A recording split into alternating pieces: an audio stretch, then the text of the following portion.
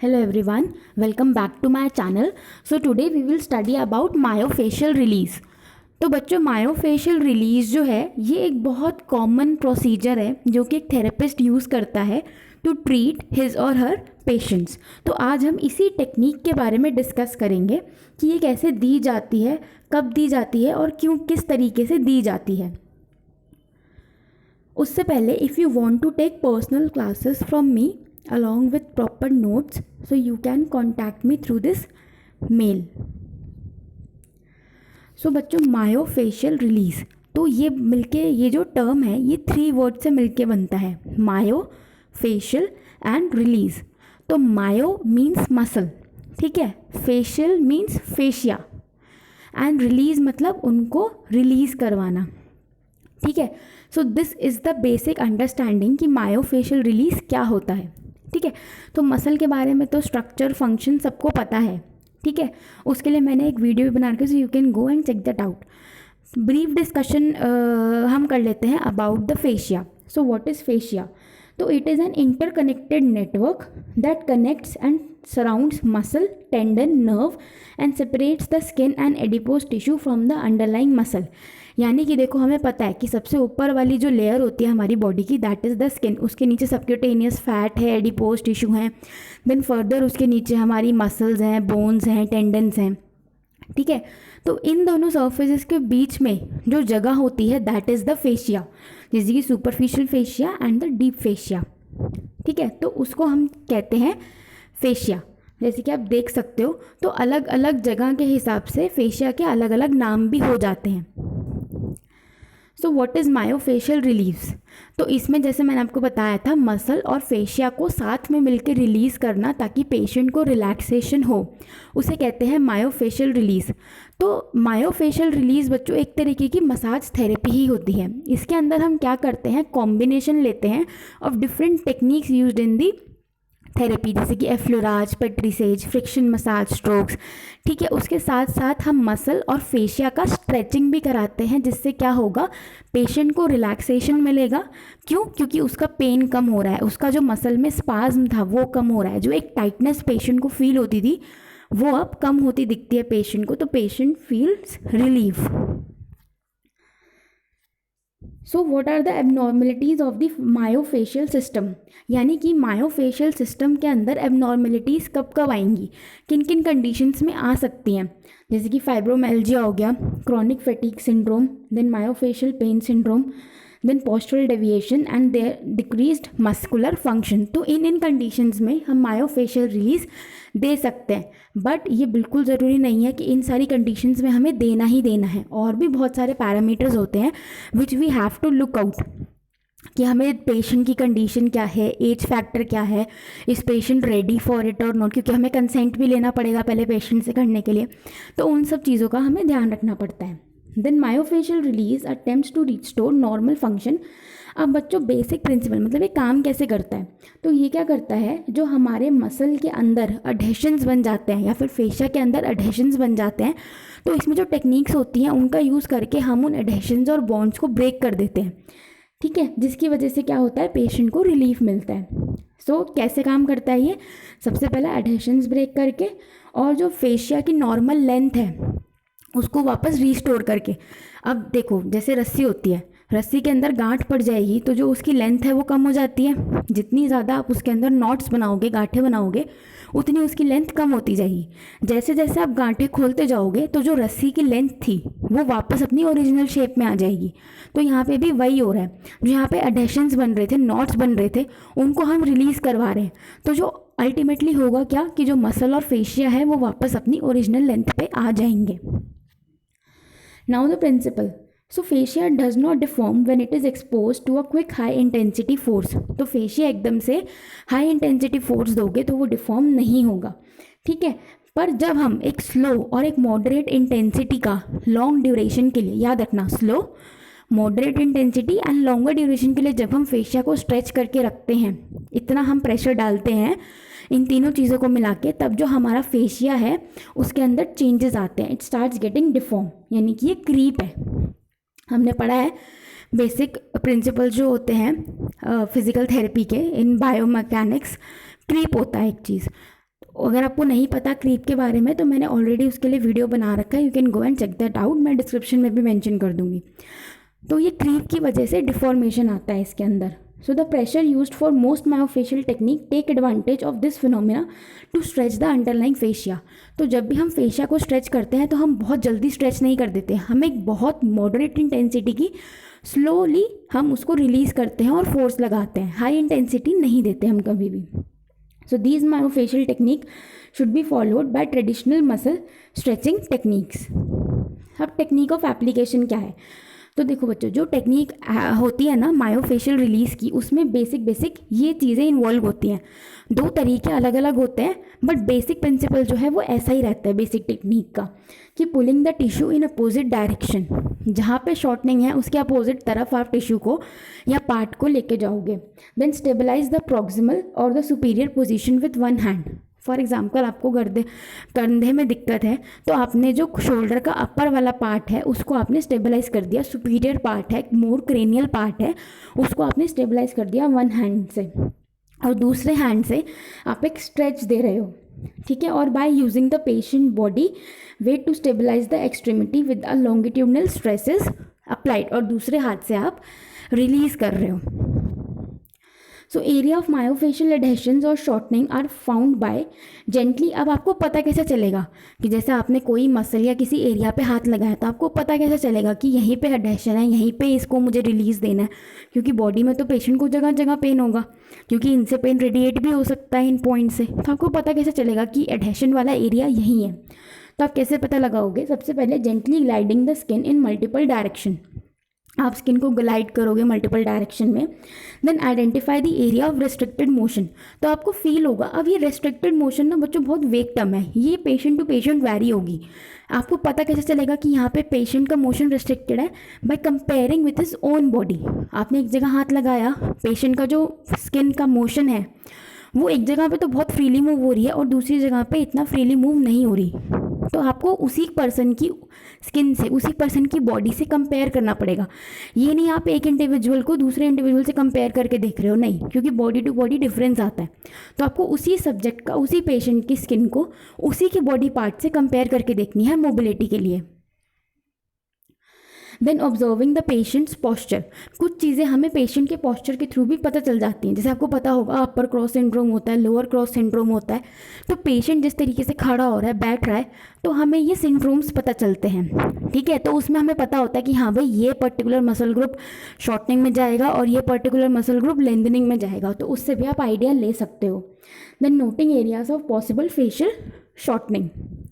So once the restriction is identified, myofascial release can be used to restore mobility. जैसे ही आपको पता चल गया हाँ भाई यहाँ दिक्कत है, आपने myofascial release दे दिया।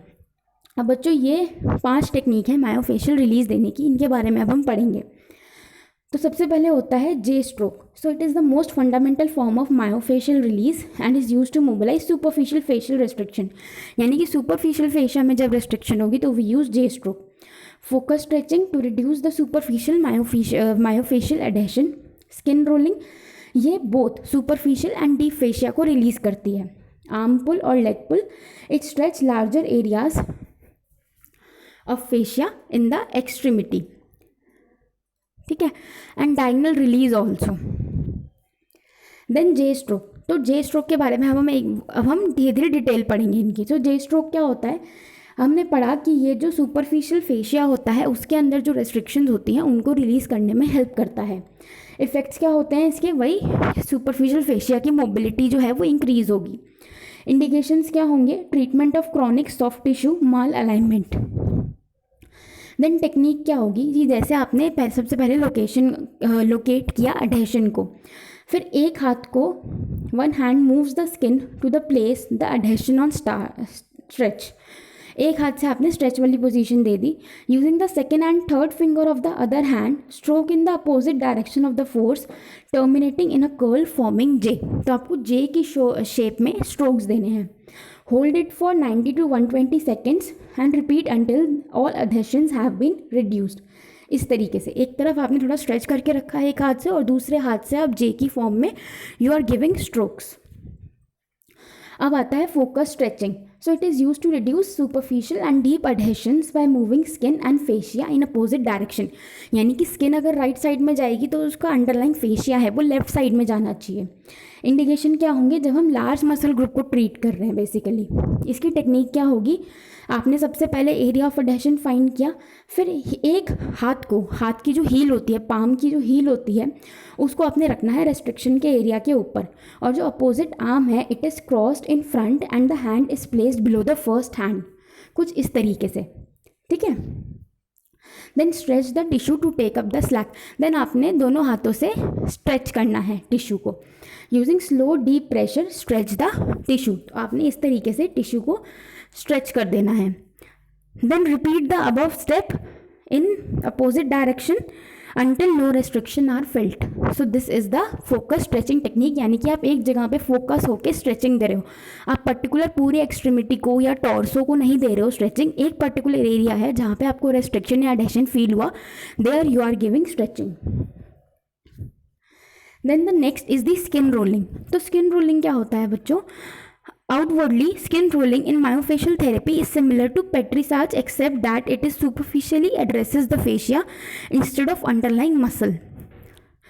The skin is used, lifted and rolled between the fingers, identifying and focusing the area on superficial myofascial adhesions. तो ये बच्चों किस में काम आती है, हमारे सुपरफिशियल सुपरफिशियल एडहेशंस को रिलीज़ करने में।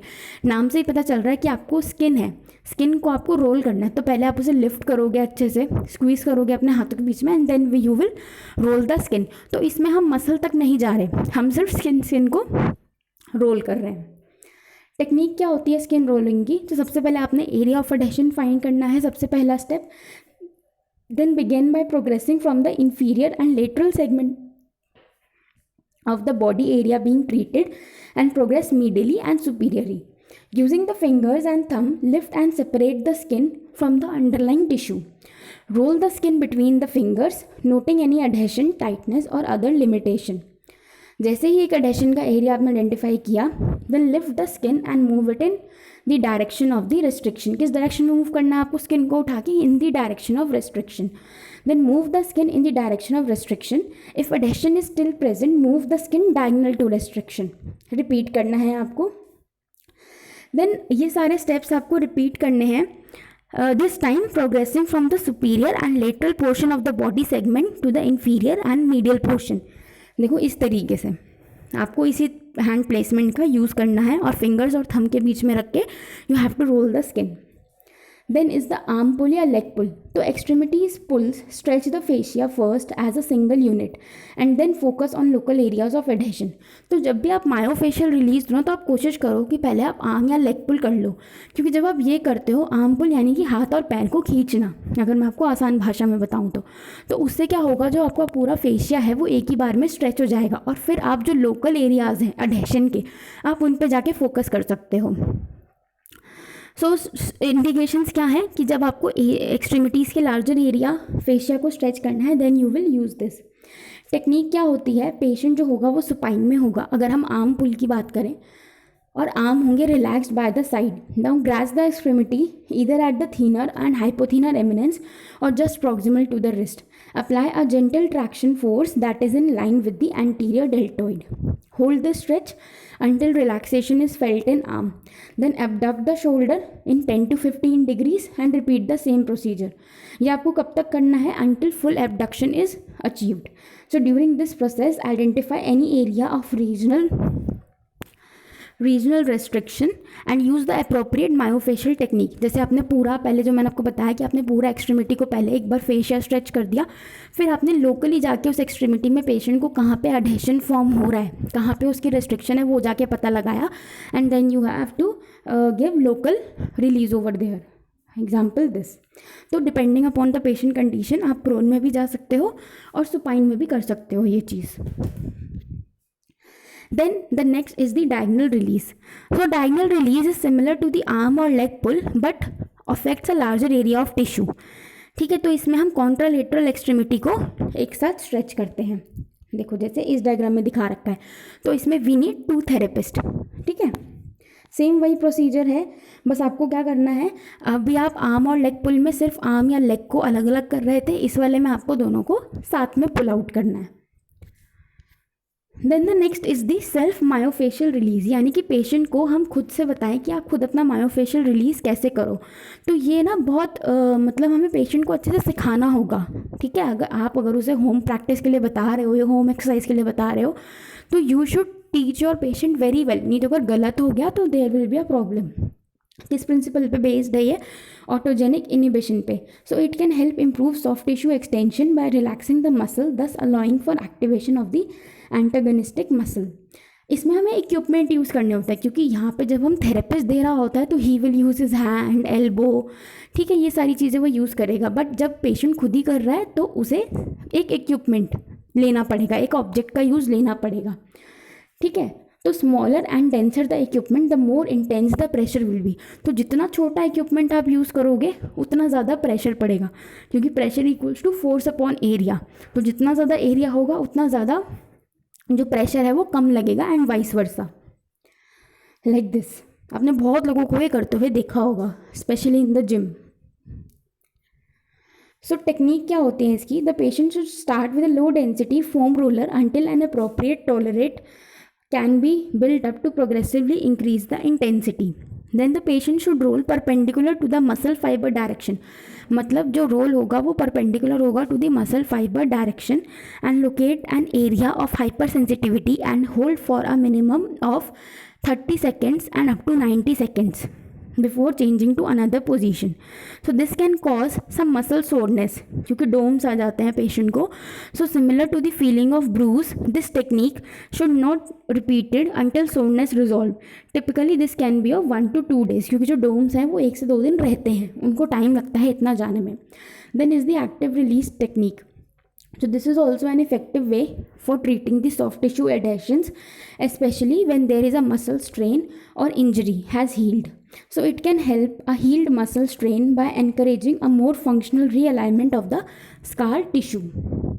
So technique क्या रहेगी, आपने locate करना है स्ट्रक्चर को and passively shorten the muscle, then apply tension directly on the adhesion with the thumb से आपने स्कार टिश्यू के ऊपर टेंशन देना है. The patient actively contracts the antagonistic muscle while the tissue glides underneath the therapist thumb.